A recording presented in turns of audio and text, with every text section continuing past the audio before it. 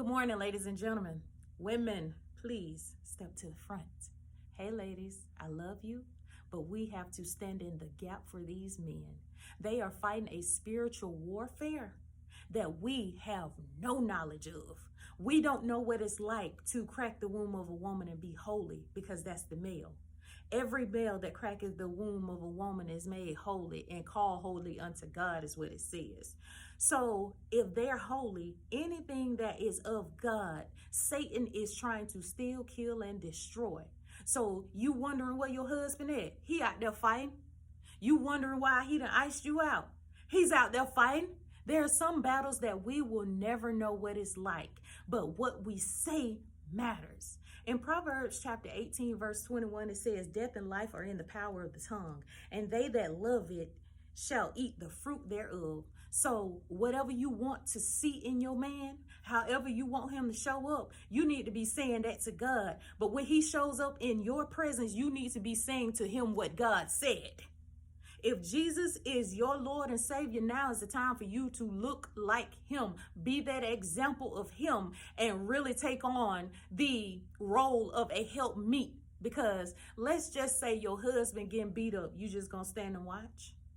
Then don't let Satan beat your husband up and you not call on the Father with all the angels, with all the inventions and all the creations that can make this a disadvantage, because he can kill the body, the mind, and the soul. You have to get that, women, okay? So next, let's go over to Proverbs 21, chapter 21, verse 9. And it says, it is better to dwell in a corner of a housetop than with a brawling woman in a wide house. That man don't need to come home and he out there battling and it feels like he got a battle at home. Some stuff needs to be tabled. It needs to be taken to God in prayer and wait for God to give you the okay in the door to say, and the opportunity to let you know when you can have that conversation.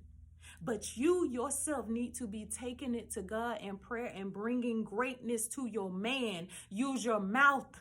Those are seeds. These words have power. Open your mouth and speak to that man, because he needs it now more than ever. Let's go to Proverbs chapter 16, verse 24. And it says, pleasant words are as honeycomb, sweet to the soul and health to the bones. If you need that man to do something and you know this warfare is out here, what you say can be the difference of him turning to God versus having to fall at the hands of Satan.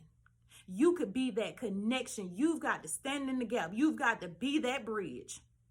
Because the last thing you want is your husband, brother, uncle, daddy, son, friend getting his tail whooped up on in a way that you can't physically do anything about. And he can't communicate to you verbally what it is that he's battling with. Please make sure that you're standing in the gap, and you can do that by getting in this word. It's time for the helpmeets to rise and be in prayer with your partner. Convos with Luconda K. Enjoy your day.